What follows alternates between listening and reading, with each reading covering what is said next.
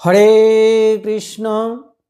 কৃষ্ণনগর ঘূর্ণি গাঙ্গুলিপাড়ায় অবস্থিত শ্রীগোপাল মন্দিরে আজ আমরা শ্রী শ্রী শিব চতুর্দশীর এই পুণ্য লগ্নে শিব চতুর্দশী ব্রত মাহাত্ম্য আলোচনা করছি। আমরা আলোচনা করছি বেদ নিধির কাহিনী। আলোচনাটি হচ্ছে বৃহৎ শিব পুরাণ অনুসারে। শ্রী গুরুদেবকে নমস্কার, ভগবান শ্রীকৃষ্ণকে নমস্কার, ভগবান শ্রী নারায়ণকে নমস্কার, ভগবান শিব ঠাকুরকে নমস্কার, ভগবতী দুর্গা দেবীকে নমস্কার। এখন আমরা শুরু করছি বেদ নিধির কাহিনী। প্রাচীনকালে অবন্তী নগরে একজন সদাচারী শাস্ত্রজ্ঞানী ব্রাহ্মণ বাস করতেন। তিনি সর্বদা যাগযজ্ঞের অনুষ্ঠান করতেন। তার স্ত্রীও অত্যন্ত ধর্মপরায়ণা ছিলেন। তাদের দুটি পুত্র সন্তান ছিল। জ্যেষ্ঠ পুত্রের নাম ছিল সুনিধি, কনিষ্ঠ পুত্রের নাম ছিল বেদনিধি। জ্যেষ্ঠ পুত্র সুনিধিও পিতার মতো ধর্মপরায়ণ ছিলেন। সে পিতামাতার আদেশ অনুসারে চলত। বেদনিধি সর্বশাস্ত্রে পারদর্শী ছিল, কিন্তু সে ছিল দুরাচারী। সে পতিতায় আসক্ত ছিল। পিতামাতা এবং জ্যেষ্ঠ ভ্রাতা তাকে উপদেশ দিত, তিরস্কার করত পতিতালয়ে না যাবার জন্য, কিন্তু বেদনিধি সে কথা শুনত না। সে প্রতিদিন পতিতালয়ে যেত এবং সেখানেই ভোজনাদি করে দিনাতিপাত করত। সেই দেশে রাজামশাই একবার একটি বিরাট মহোৎসবের আয়োজন করেন। সেই মহতী অনুষ্ঠানে রাজামশাই সেই সৎ ব্রাহ্মণকে প্রচুর ধনরত্ন এবং সোনার অলঙ্কার দান করেন। আর ব্রাহ্মণ সেই সকল অলঙ্কার এনে তার স্ত্রীর নিকটে দিলেন এবং সযত্নে রাখতে বললেন। ব্রাহ্মণী একটি কাপড়ের পুঁটুলিতে করে অলঙ্কারগুলি ঘরে লুকিয়ে রাখলেন। বেদনিধি প্রতিদিনই পতিতালয়ে যায়। একদিন পতিতা তাকে বলল, তুমি তো রোজ রোজই আমার গৃহে আসো, আমাকে খুব ভালোবাসো, কিন্তু আমাকে তো কোনোদিন ভালোবেসে কিছু গয়নাগাটি দিলে না। আজ আমাকে কিছু অলঙ্কার দাও। সে কথা শুনে বেদনিধি গৃহে ফিরে এলো। এসে জানতে পারল পিতা এবং জ্যেষ্ঠ ভ্রাতা সুনিধি কোনো এক যজমানের গৃহে গিয়েছে পূজা আদি করতে। মা বাড়িতে নেই, তিনি দূরের সরোবরে গিয়েছেন জল আনতে। ফাঁকা বাড়ি। বেদনিধি সুযোগ বুঝে সারা বাড়ি তন্ন তন্ন করে খুঁজতে লাগলো কোথাও কোনো অলঙ্কার আছে কিনা। অবশেষে সে মায়ের লুকিয়ে রাখা অলঙ্কারগুলি পেয়ে গেল। সে খুশি মনে সেগুলি নিয়ে সেই পতিতাকে দিল। পতিতা তো মূল্যবান অলঙ্কারগুলি পেয়ে খুব খুশি হলো। সে সমস্ত অলঙ্কারগুলি সর্ব অঙ্গে পরিধান করল। ওই দিন সন্ধ্যাবেলায় পতিতার নিমন্ত্রণ ছিল রাজামশাইয়ের প্রাসাদে নাচ গান করবার জন্য।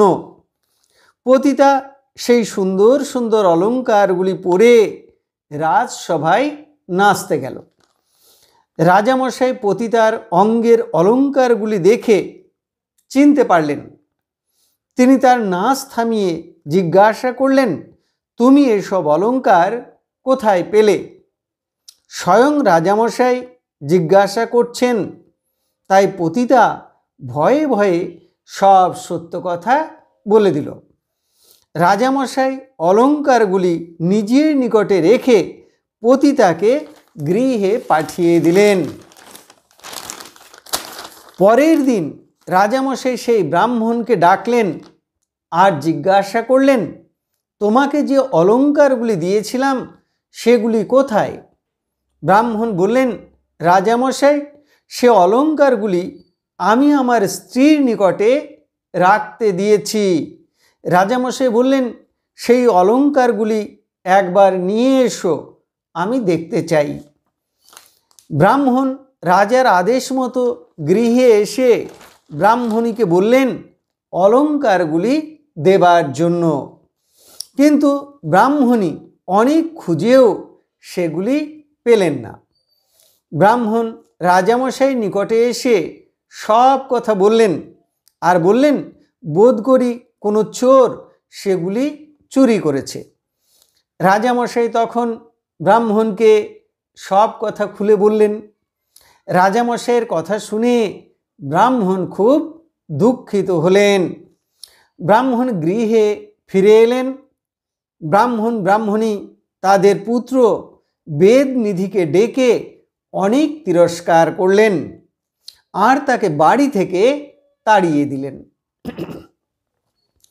মনের দুঃখে বেদনিধি পতিতার গৃহে গেল, কিন্তু পতিতাও তার উপরে অত্যন্ত রুষ্ট হয়েছিল, তাই সেও বেদনিধিকে তিরস্কার করে তাড়িয়ে দিল।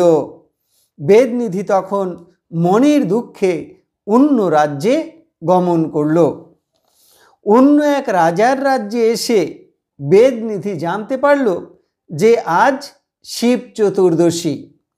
এই রাজ্যের ভক্তরা সবাই শিব পূজার নানা উপাচার এবং নৈবেদ্য নিয়ে শিব মন্দিরে যাচ্ছে পূজা দিতে। বেদনিধি ক্ষুধায় তৃষ্ণায় অত্যন্ত কাতর ছিল। সে মনে মনে ভাবল, এই সব ভক্তদের সঙ্গে আমিও শিব মন্দিরে যাব, সুযোগ বুঝে নৈবেদ্যের থালা চুরি করে প্রসাদ ভক্ষণ করব। সে ভক্তদের সঙ্গে মন্দিরে প্রবেশ করে বসে রইল। ভক্তরা প্রহরে প্রহরে পূজা দিচ্ছে। ক্লান্ত হয়ে চতুর্থ প্রহরের পূজা শেষে ভক্তরা ঘুমিয়ে পড়ল। সেই সুযোগে বেদনিধি ধীরে ধীরে মন্দিরের অভ্যন্তরে প্রবেশ করল। দেখল নৈবেদ্যর থালার উপরে বেলপাতা আর ফুল পড়েছে। সে দ্রুত হাতে ফুল আর বেলপাতাগুলি ছুঁড়ে ফেলতে লাগলো, কিন্তু সেই ফুল আর বেলপাতাগুলি সব শিবলিঙ্গের উপরে গিয়ে পড়ল। এতে শিব ঠাকুর অত্যন্ত প্রসন্ন হলেন। মনে মনে ভাবলেন যে ভক্তটি সারা দিন রাত উপবাসে থেকে ফুল আর বেলপাতা দিয়ে আমাকে পূজা করছে, রাত্রি জাগরণ করেছে, শিব ঠাকুর তার উপরে অত্যন্ত প্রসন্ন হলেন। বেদনিধি নৈবেদ্যর থালাটি হাতে নিয়ে সাবধানে মন্দির থেকে বাইরে আসতে লাগলো, কিন্তু হঠাৎ একজন ভক্তের গায়ে তার পা লেগে যায়। ভক্তটির ঘুম ভেঙে যায়। ভক্তটি দেখল কেউ একজন শিব ঠাকুরের ভোগের থালা নিয়ে পালিয়ে যাচ্ছে। সে চোর চোর বলে চিৎকার করতে লাগলো। সব ভক্তদের ঘুম ভেঙে গেল। তারা সবাই চোরের পিছনে ছুটতে লাগলো। রাজপ্রহরীরা তীর ধনুক নিয়ে পিছন পিছন তাড়া করল। তাকে হাতে নাতে ধরতে না পেরে প্রহরীরা তীর বর্ষণ করতে লাগলো। তীরের আঘাতে আহত হয়ে বেদনিধি ভূমিতে লুটিয়ে পড়ে প্রাণ হারালো। বেদনিধির মৃত্যু হলে যমদূতেরা এসে হাজির হলো। সঙ্গে সঙ্গে শিবদূতেরাও উপস্থিত হলো। যমদূতেরা বলল, বেদনিধি মহাপাপী, ওকে আমরা যমলোকে নিয়ে যাব। শিবদূতেরা বলল, না, যতই পাপী হোক না কেন, ও আজ উপবাসে থেকে বেল পাতা দিয়ে শিব পূজা করেছে, তাই ওর সকল পাপ বিনষ্ট হয়েছে, ওকে আমরা শিবলোকে নিয়ে যাব। এইভাবে দুই পক্ষের দ্বন্দ্ব চলছে।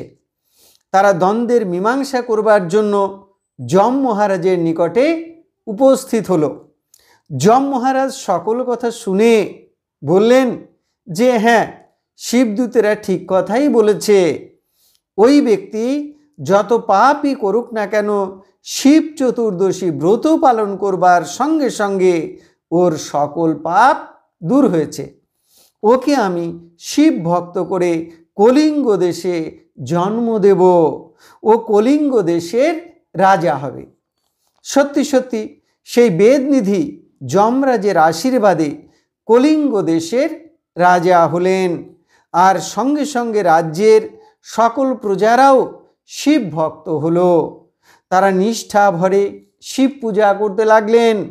পরম ভক্তি ভরে শিব পূজা করবার ফলে সেই বেদনিধি মুক্তি লাভ করলেন। অজ্ঞাতসারে শিব চতুর্দশী পালন করে বেদনিধি যদি এইভাবে মুক্তি লাভ করতে পারে, তাহলে যারা সজ্ঞানে ভক্তি ভরে শিব পূজা করেন, শিব চতুর্দশী পালন করেন, তারা যে জ্ঞান, ভক্তি, মুক্তি লাভ করবেন তা কি আর বলবার অপেক্ষা রাখে? তাই শাস্ত্রে বলছেন, এই শিব চতুর্দশী ব্রত পরম পবিত্র, শিবই পরম পদ।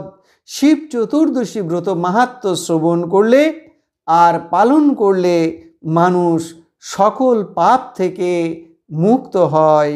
শিববিহীন কোনো যজ্ঞ বা ব্রতই হয় না। আজ শিব চতুর্দশীর দিনে ভগবান শিব ঠাকুরের নিকটে আমাদের প্রার্থনা, হে শিব ঠাকুর, তুমি আমাদের পরম শুদ্ধা ভক্তি দাও, ব্রহ্মজ্ঞান দাও, সকলের কল্যাণ করো, সকলের মঙ্গল করো।